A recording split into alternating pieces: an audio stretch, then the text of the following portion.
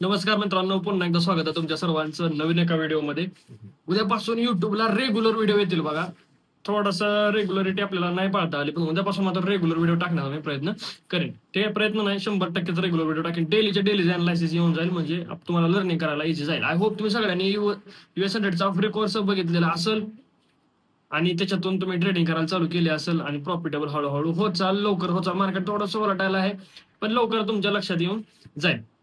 दुसरी महत्वाची गोष्ट, ब्रोकर मध्ये बघा काही जणांचे डिपॉझिट अडकले असतील, 1-2 जणांचे, ते पण सॉर्ट आउट होतात. तुम्ही मेसेज करता साधा डिपॉझिटसाठी, पण तुम्ही सिंपल प्रोसेस फॉलो करा. सपोर्टला कॉन्टॅक्ट केले की डिपॉझिट येऊन जातात. तिथं पण काय घाबरायचं काम नाही. नसेल तर व्हॉट्सअपला मला आयडी पाठवत चला.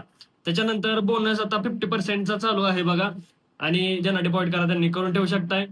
एक्सएनएस मध्ये झिरो स्प्रेडचा अकाउंट आहे. एक्सएनएस दोन्ही बेस्ट ब्रोकर आहे. तिसरीकडे जायची गरज नाही. माझं पर्सनली असं म्हणणं आहे. चला फालतू बकवास देव सोडून आणि चार्टवरती येऊया. 1 एप्रिलला बघा मस्त झालेली. 1 एप्रिलला काय झालं, इथं आहे क्लोजिंग प्राइस, मार्केट चालू झालं. इथून सपोर्ट घेतला आणि क्लोजिंग पासून रेजिस्टन्स घेतला. म्हणून आपण काय केलं, फिफ्ट टाकली. इथं अशी फिफ्ट टाकली होती. इथं बाय साईडला एंट्री मारली, लॉस झाला. लॉसचं सिंपल रिझन आहे बघा, इथं सपोर्ट आहे, स्विंग सपोर्ट आहे. सपोर्टला मार्केट ओपन आहे ऑलरेडी, बाय साईडला मुवमेंट आहे. सिंपल गोष्ट आहे मित्रांनो. ज्यावेळेस सपोर्टवर ओपन होतो बायर ऍक्टिव्हेट झाले, क्लोजिंग पासून सेलर ऍक्टिव्हेट झाले. बोथ साईड ट्रॅप आहे मार्केटमध्ये, फिप वापरायची नाही. बोथ साईड ट्रॅपला फिप वापरायची नाही. त्याच्यानंतर दुसरा ट्रेड काय बनतोय बघा, इथं असं मार्केट आलं, असं असं आणि असं सरळ सरळ एम पॅटर्न दिसतोय.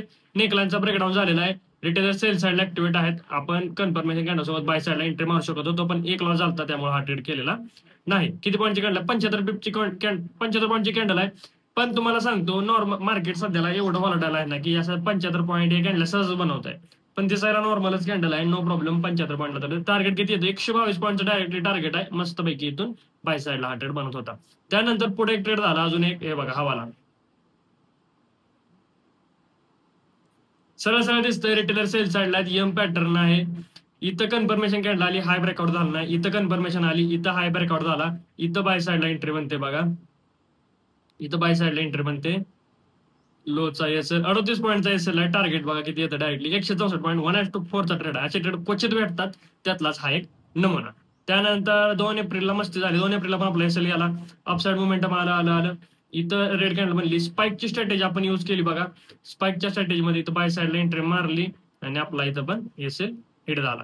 ठीक आहे, पण आपली सायकोलॉजी बघा, म्हणजे मार्केटची सायकोलॉजी बघा. सेलर ऍक्टिव्हेट होते, मार्केट कुठे गेले, अपसाईडच मुवमेंट आलेला आहे. ठीक आहे, आपण रॅन्डम लोकांसारखं बसलो असेल, त्यामुळे आपल्याला हाकलून दिलं मार्केट, नो प्रॉब्लेम.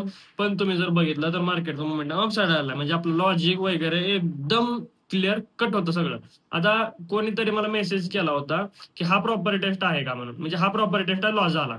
म्हणजे तुम्ही कशावर प्रॉपर्टी टेस्ट केला, इथं ह्याच्यावरती तुम्ही प्रॉपर्टी टेस्ट केला, या लेवलवर असा हा प्रॉपर्टी टेस्ट केला, इथं सेल झाला, एंट्री मारली, लॉस झाला.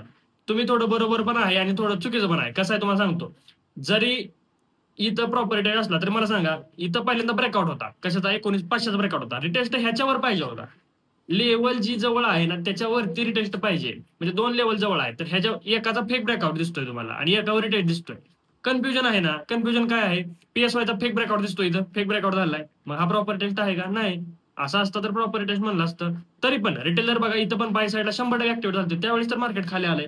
फक्त रॅन्डम जी लोक आहेत ना त्यांना हाकलून दिले मार्केटनं, दुसरं काय नाही. रॅन्डम लोकांना हाकलून दिलं आणि मग मार्केटनं मुवमेंट केलं. आय होप तुम्हाला समजत असेल. त्यानंतर पुढचा दिवस, ह्या दिवशी काय मला वाटतं ट्रेड केलं नाही.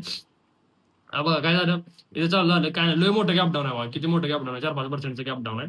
चालू झालं, असं आलं, असं आलं, आलं आलं आलं असं बनला. इथं बाय साईड एंट्री मारणार तो, नाही मारली. त्यानंतर हा प्रॉपर रेटेड झाला, तरी पण आपण एंट्री मारणार. हा प्रॉपर रेटेड झाला तर इथं बाय साईडला एंट्री बनत होती.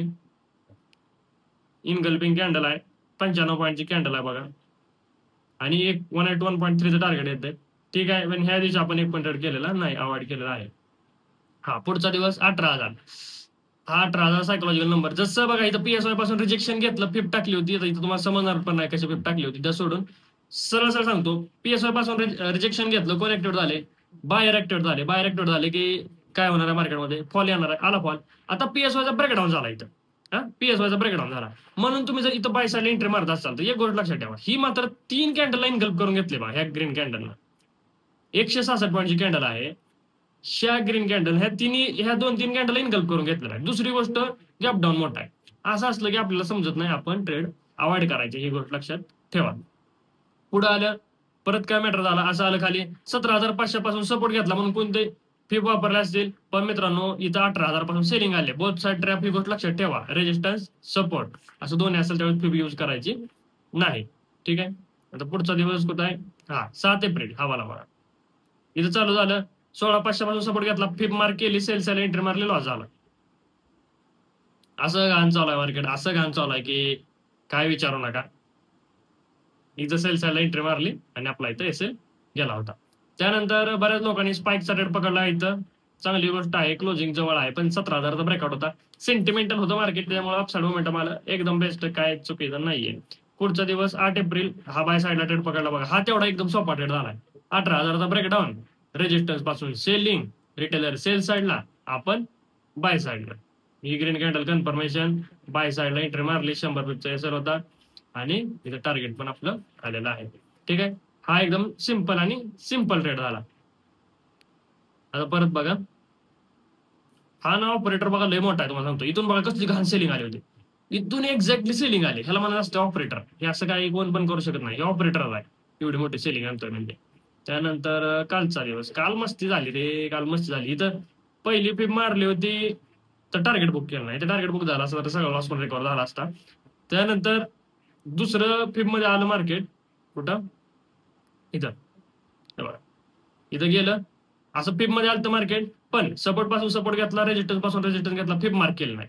पुढे बनला एम पॅटर्न, एम पॅटर्नचा ट्रेड मारला नाही का, सपोर्टवर मार्केट आलं होतं, दिलं सोडून. त्यानंतर कोण म्हणलं इथं डब्ल्यू.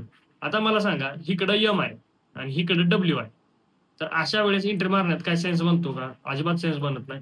आणि ही मार्केटची व्हॉलॅटिलिटी काल न्यूज होती आणि एवढं मोमेंटम आला, असं घाण मार्केट चालू आहे. थोडस डिसिप्लिन ट्रेड करा, डिसिप्लिन शिवाय काय नाहीये, नाहीतर काय खरं नाही आपलं, मग लॉस मोठा होऊ शकतो. हळूहळू ट्रेड करा, आवड करता येत असतील तर आवड करा बिनधास्त. आणि अजून काय, ज्यांचे प्रॉफिट होतात ते प्रॉफिट विड्रॉल करा बरं का. तुम्हाला एक महत्वाची सांगतो, प्रॉफिट अकाउंट ठेवू नका, प्रॉफिट विड्रॉल करून घ्या, सॅटिस्फॅक्शन भेटतं. सॅटिस्फॅक्शन सगळ्यात महत्वाची गोष्ट आहे, प्रॉफिट विड्रॉल झाली पाहिजे. ब्रोकर चांगला वापरा, विड्रॉल येते एक्सेल मध्ये, ते काही प्रॉब्लेम नाही. तुम्ही काय तर ब्रोकर वापरता आणि परत फॉरेन ट्रेडिंगला नाव ठेवता, तसं करायचं नाही अजिबात. ओके, व्हिडिओ कसा वाटला कमेंट बॉक्समध्ये सांगा, अजून कसे व्हिडिओ पाहिजे ते पण सांगा. भेटूया नेक्स्ट व्हिडिओमध्ये.